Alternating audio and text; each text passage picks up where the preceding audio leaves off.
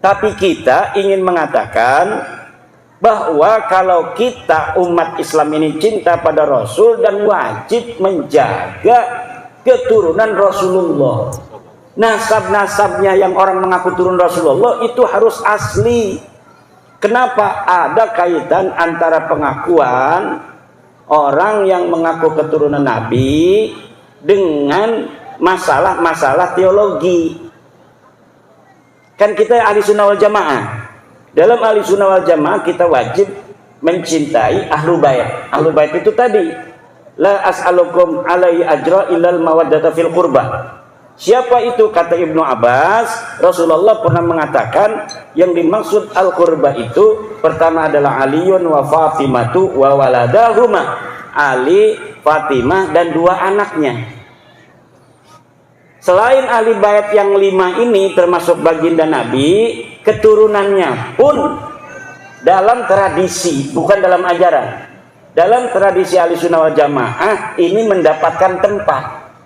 Kenapa saya bilang itu dalam tradisi bukan dalam ajaran? Karena tidak ada satu dalil pun yang kuat yang menyatakan kewajiban kita untuk mencintai keturunan Nabi itu tidak ada. Kalau mencintai ahli bait ini yang tadi itu Fatimah, Ali, siapa, Hasan, Husain, itu ada dalilnya tadi. Pertanyaan dari Ibnu Abbas, wa man qarabatukal ladina wajabat alaina mahabbatuhum. Siapa kerabatmu ya Rasulullah yang wajib kami cintai? Kan wajib tuh. Itu dilalatan sorihatan, wajib mencintai mereka. Siapa? Dijawab oleh Nabi, Aliun wa Fatimatu wa waladahuma. Ali, Fatimah dan dua anaknya. Kalau keturunannya tidak ada dalil yang sharih yang menyatakan bahwa kita wajib sebagai umat Islam untuk mencintai turun Nabi, tidak ada. Tapi walaupun tidak ada, di dalam tradisi kita memiliki perhatian khusus, kecenderungan khusus untuk mencintai keturunan Nabi. Akhirnya kecenderungan mencintai keturunan Nabi ini dimanfaatkan oleh orang-orang yang mengaku keturunan Nabi. Maka bapak-bapak, ibu-ibu, sampai sekarang ini seluruh dalil-dalil saya yang saya sampaikan tentang keterputusan nasab mereka itu belum bisa dijawab, baik di dalam bahasa Arab maupun dalam bahasa Indonesia. Dalam bahasa Arab saya sudah mengarang Al-Mawahib Al-Laduniyah fi Qita'i Nasabi Ba'alawi ibn Ubaidillah. Kemudian saya juga mengarang kitab I'anatul Akhyar fi Jawab Syekh Abdullah Mukhtar. Ini ada seorang kiai, Syekh Abdullah Mukhtar, yang menjawab tesis saya dengan bahasa Arab.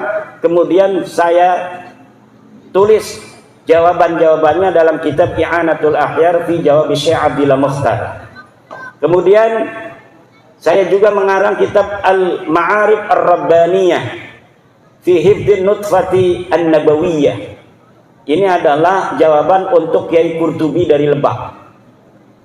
Dia bikin kitab namanya kitab Ihya'ul Mauta, menghidupkan orang-orang mati. Itu Fakih Muqaddamah gitu. Kemudian di dalamnya ada dalil-dalil dia. Saya jawab semua dalilnya dalam kitab Al-Ma'arif Ar-Rabbaniyah fi hifdhin nutfah an-nabawiyah. Dan semua kitab saya itu, para kiai, ada di internet yang bisa di-download, kemudian bisa di-print out gratis. Siapa saja yang masih memiliki keraguan terhadap apakah Ba'alawi ini cucu Nabi atau bukan, itu bisa melihat dalil-dalil saya. Dan apabila ada yang mau membantah, dipersilahkan untuk membuat kajian yang sama dan kemudian dituangkan di dalam sebuah kitab atau sebuah buku, baik yang berbahasa Indonesia, yang berbahasa Arab. Itu kebanyakan saya langsung menanggapinya dengan tulisan. Yang membuat tulisan saya balas dengan tulisan. Ada dari Tarim, seorang Habib dari Tarim sudah mengirim sejak awal. Dia bikin kitab, kemudian saya jawab kitabnya. Ada dari Saudi Arabia, bikin kitab bantahan, sudah saya bantah. Kemudian dia tidak bantah lagi.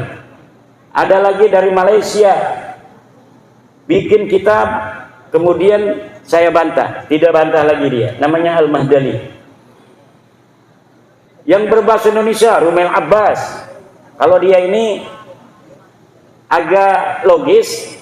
Karena apa? Karena dia berusaha untuk mencari kitab-kitab abad ke-5, ke-6. Dia katanya mendapatkan, setelah saya teliti, ini kitab tulisannya aja abad ke-6, tetapi ternyata ditulisnya tahun 1960 Masehi. Baru 50 tahun. Jadi kitabnya saya sebut kitab palsu. Dari mana saya tahu palsunya itu?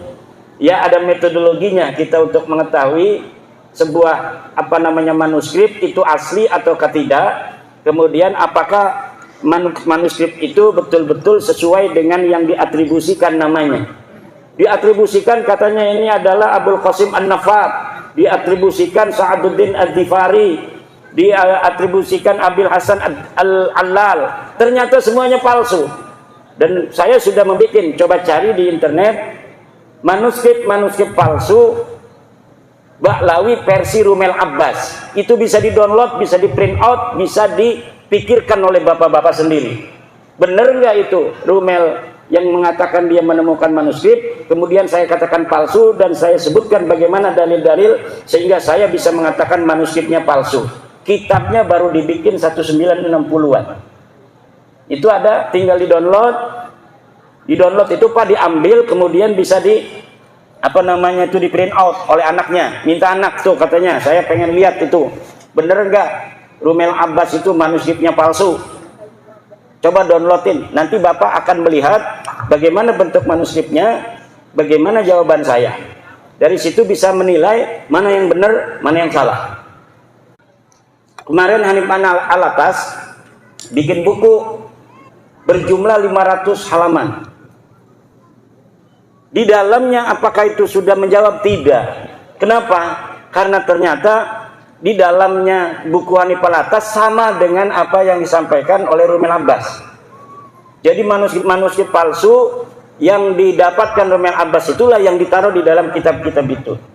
Mengenai tentang data-data yang ada di abad ke-4, ke-5, ke-6, pokoknya sebelum abad 9, ketika mereka mengatakan menemukan, ternyata bohong. Kita bisa uji kalau ketemu di satu ruangan, dalam satu meja, di situ ada profesor-profesor sejarah, dokter-dokter sejarah, kemudian kita berdiskusi, maka akan ada juri-juri itu yang akan melihat mana yang benar. Apakah klaim daripada Rumail Abbas, apakah klaim dari saya, dan saya dapat membuktikan kepalsuan dari manuskrip Rumail Abbas itu. Nah, kemudian 500 halaman itu dalamnya itu cuma hal-hal yang pernah didiskusikan bersama. Tulisan-tulisan tentang saya tidak mengakui ulama-ulama besar. Ulama-ulama Ibnu Hajar sudah mengatakan bahwa silsilahnya Ba'lawi ini nyambung ke Nabi gitu, di abad ke-10 Hijriah. Nah, Ibnu Hajar itu ketika menyebutkan silsilah Ba'lawi itu dalam kitab tasawuf, kitab sanad tasawuf.